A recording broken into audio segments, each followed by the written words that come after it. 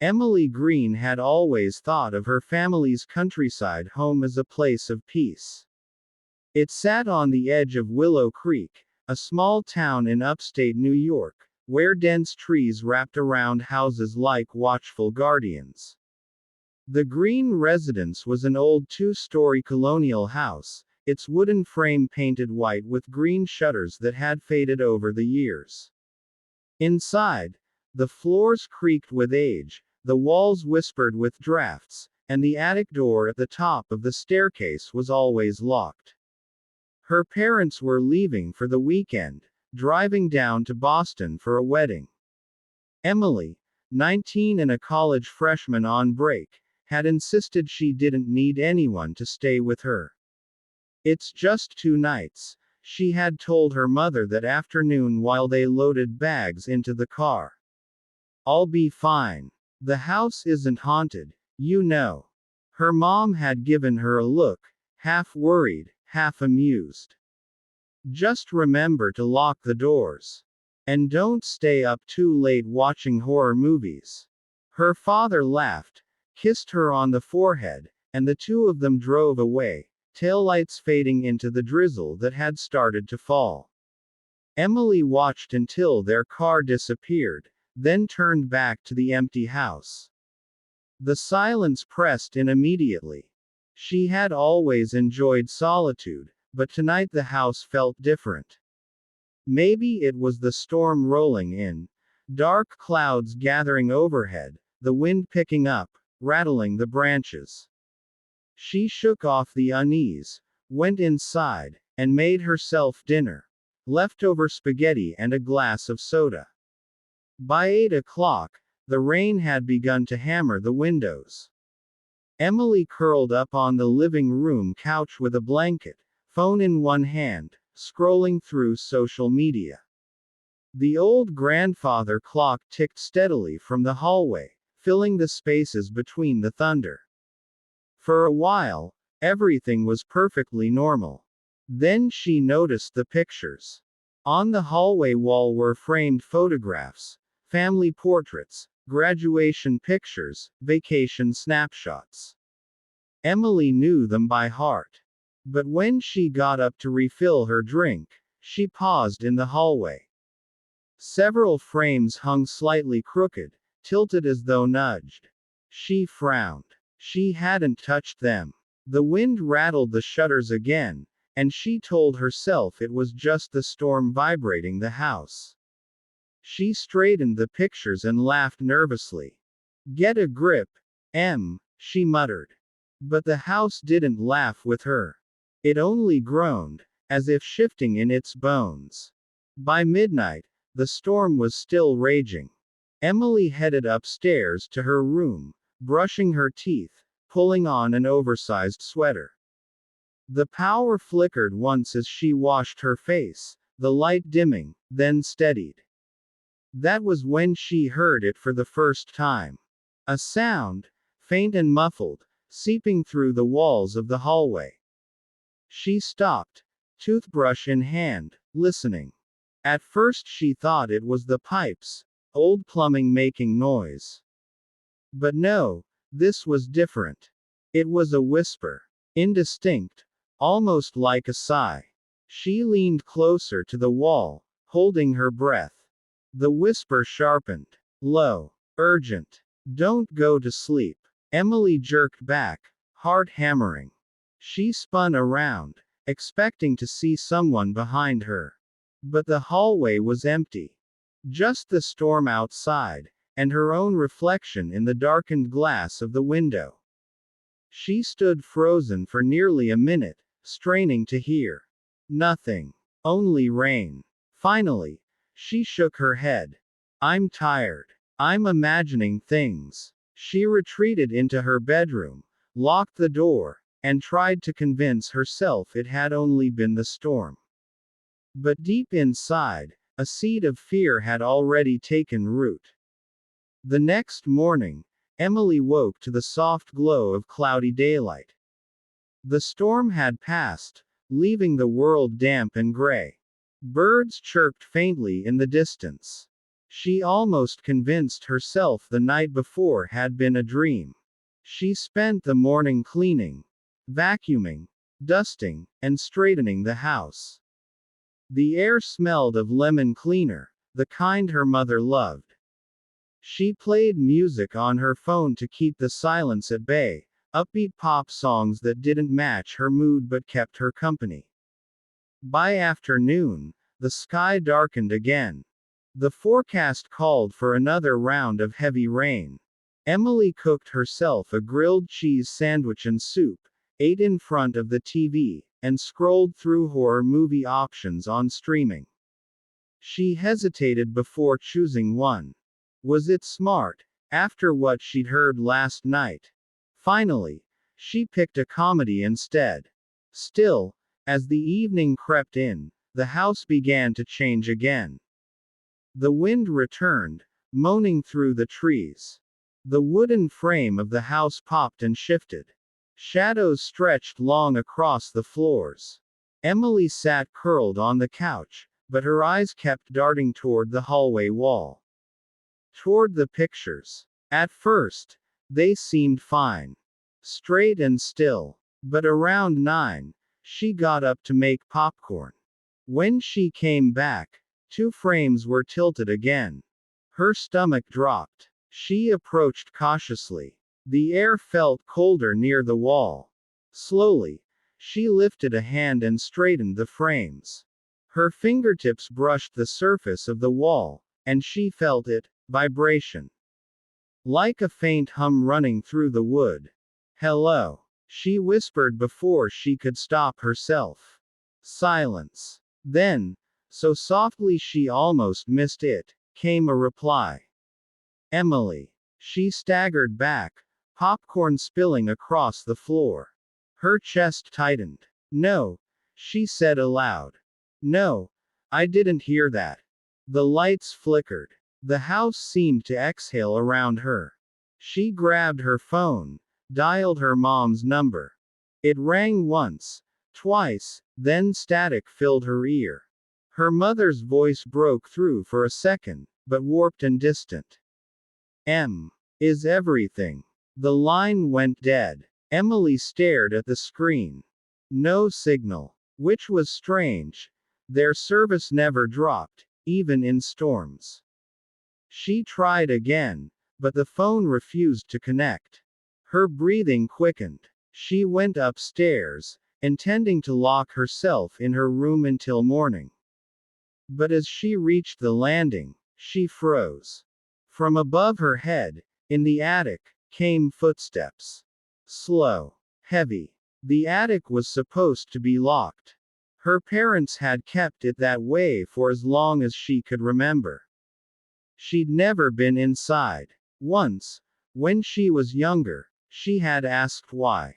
Her father had only smiled tightly and said, "It's just storage. Old junk. Nothing worth seeing." But now, something moved up there. Dragging. Shuffling. Emily backed away, every muscle in her body trembling. She ran to her room, slammed the door, and shoved her desk chair against it. She climbed into bed fully dressed, clutching her phone even though it showed no service. The house settled into silence again. Too much silence. She lay awake until nearly dawn, staring at the ceiling, waiting for the next sound. The next day was heavy with rain. The world outside looked drowned, gray water streaming down the windows. Emily hadn't slept much. Her eyes burned, her thoughts felt scrambled. All day, she avoided the upstairs hallway. She stayed downstairs, moving from room to room, carrying a kitchen knife just in case. She kept trying her phone, but the signal never returned. At one point, she turned on her laptop to send an email, but the Wi-Fi was out too. She couldn't shake the feeling of being cut off, isolated, as though the storm had sealed her into the house.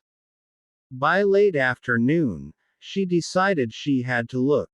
She couldn't keep pretending the attic was just old junk.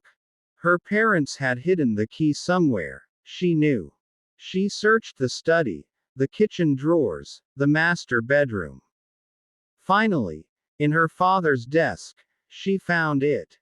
A small brass key on a ring. Her heart pounded as she held it.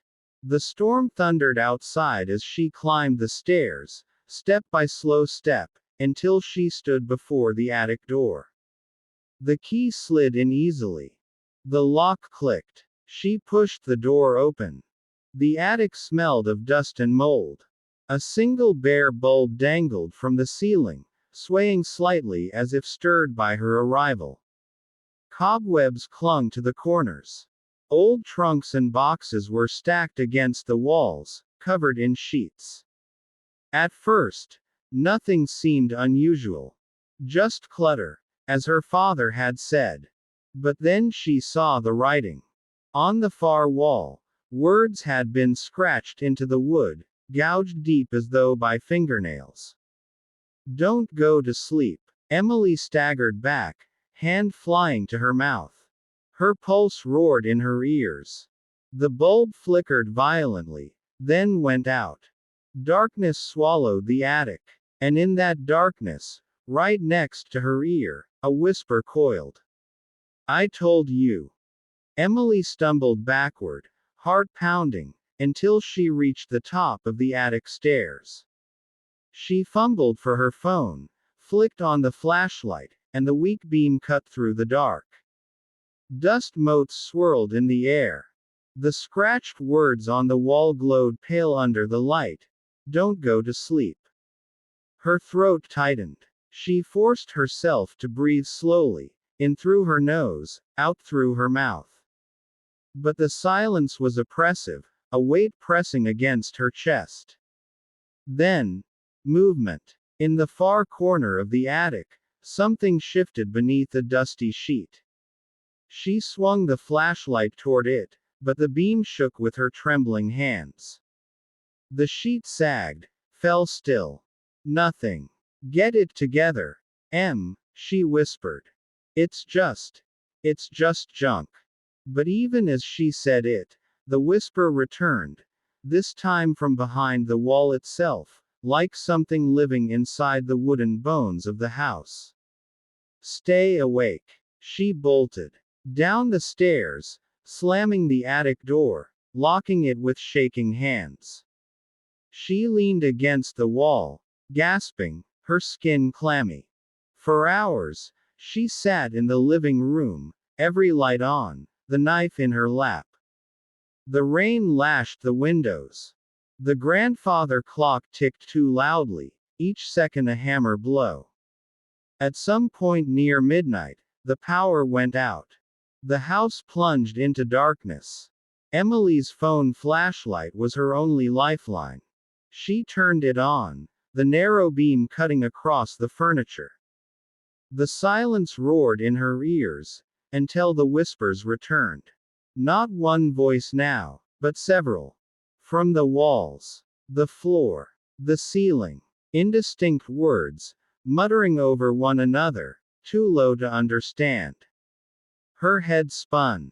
She clamped her hands over her ears, but the voices were inside her skull. "Don't close your eyes. We see you. She's not alone." Her phone flickered, the battery low. The voices swelled. And in the corner of the room, the shadows seemed to move. Not cast by anything, but alive, stretching, curling, creeping toward her like tendrils of smoke. Emily scrambled onto the couch, heart hammering. "Stop it. You're not real." The shadows froze. Then, slowly, they withdrew, sliding back into the corners, melting into the walls. The voices faded to silence. Her phone buzzed suddenly. A notification. Her heart leapt. Maybe the signal was back. She lifted the phone. The screen glitched, static tearing across it. Words scrolled across the notification bar, though no app had sent them. "Don't go to sleep." By dawn, Emily hadn't slept a minute.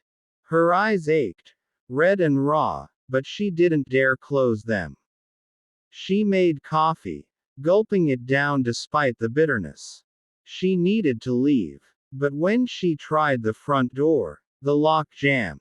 She rattled it, shoved it, but it wouldn't budge.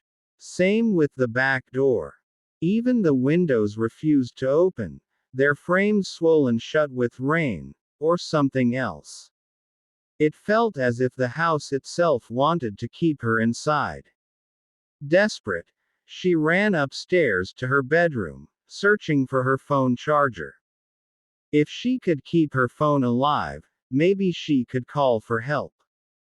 But when she stepped into the room, she froze.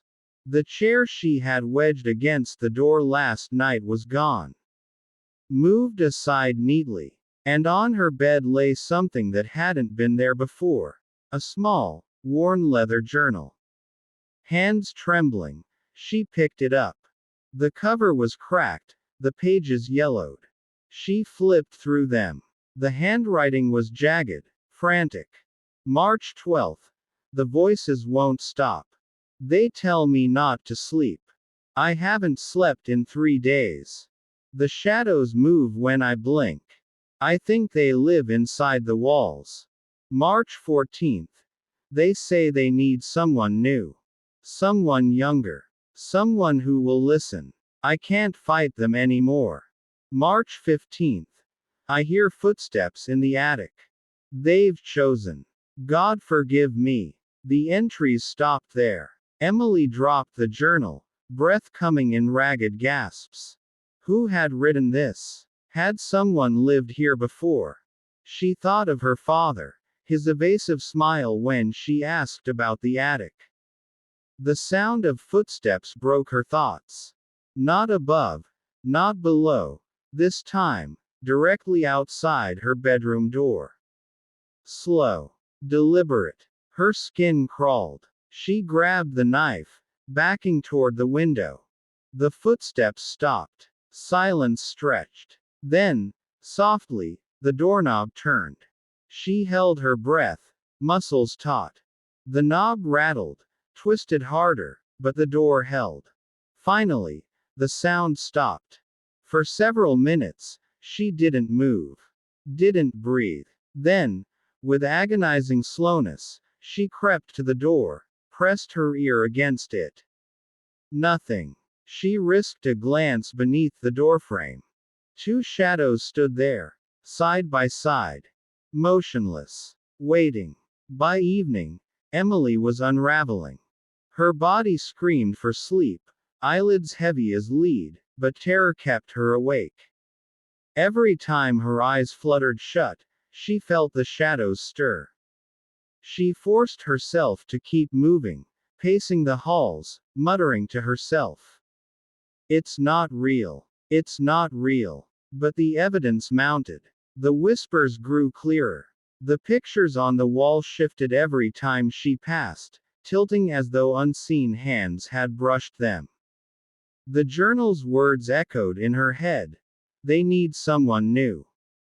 Around midnight, she found herself standing in front of the attic door again.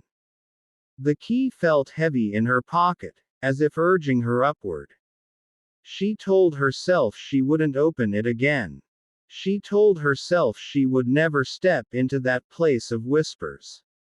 But her feet betrayed her. Step by step, she climbed the stairs. The attic door loomed. Her hand shook as she slid the key into the lock.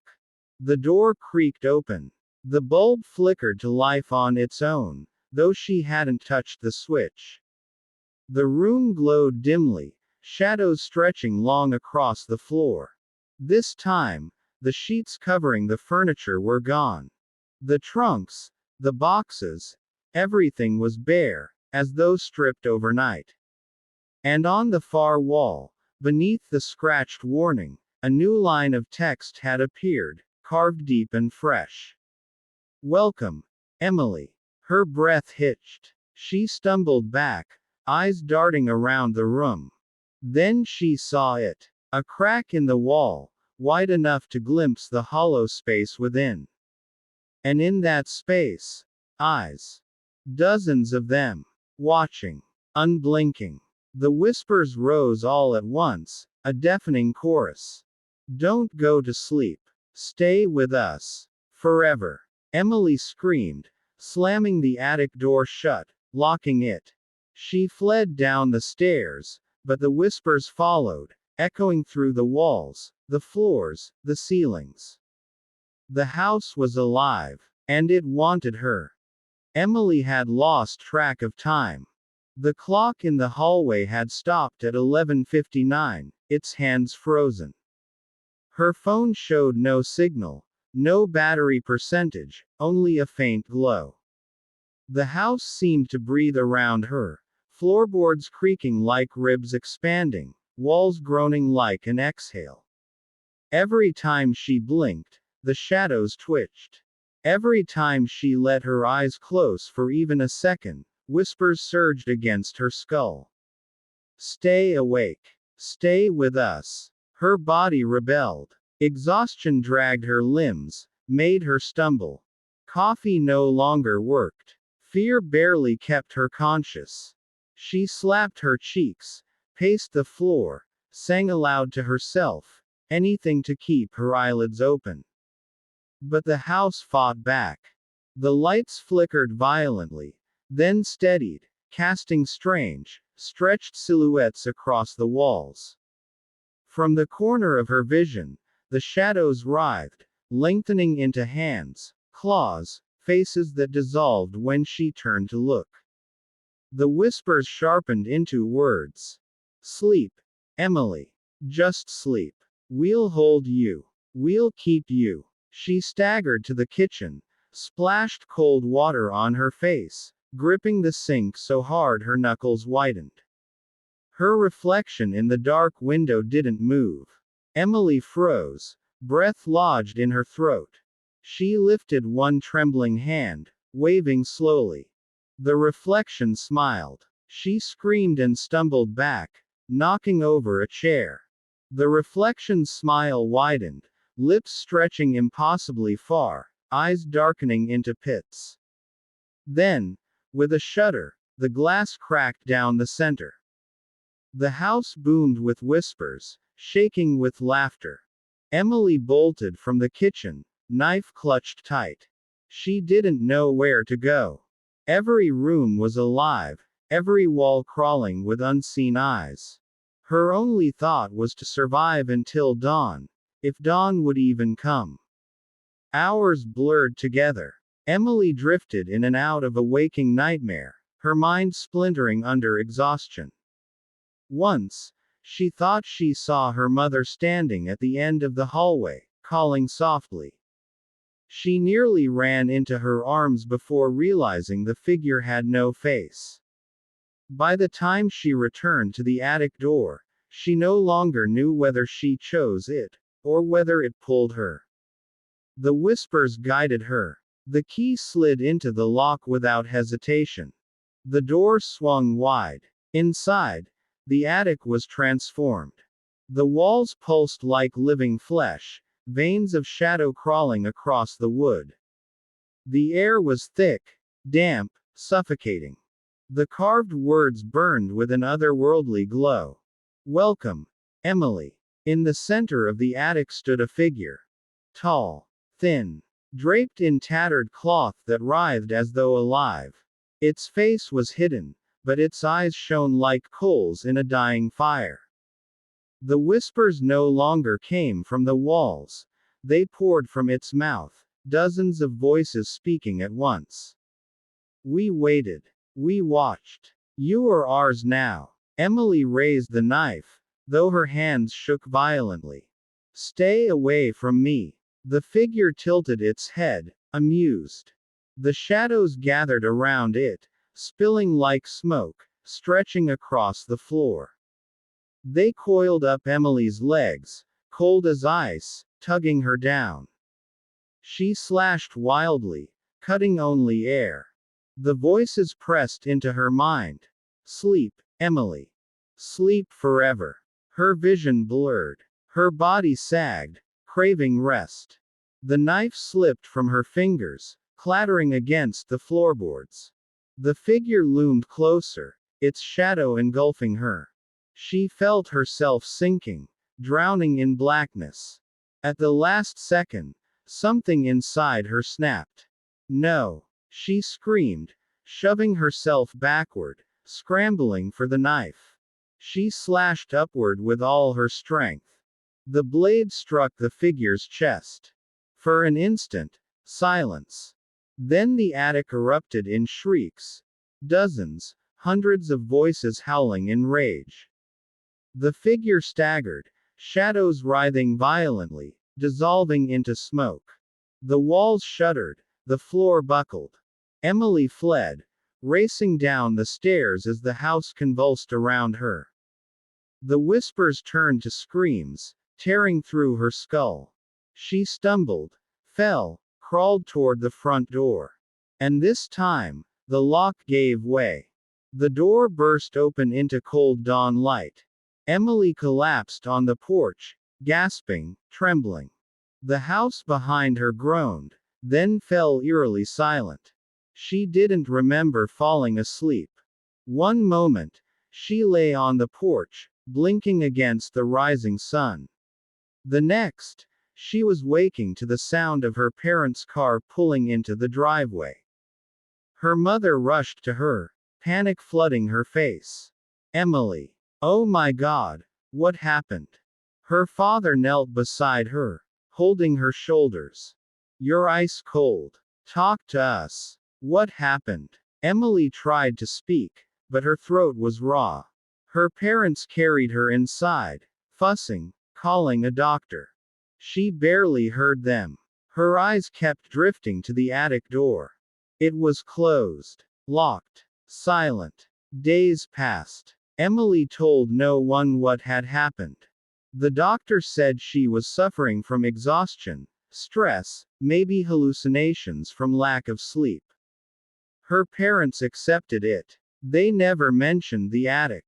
But Emily knew. At night, when she tried to sleep, she heard them. The whispers. Faint. Patient. Don't go to sleep. And sometimes, in the mirror, her reflection still smiled back. The end.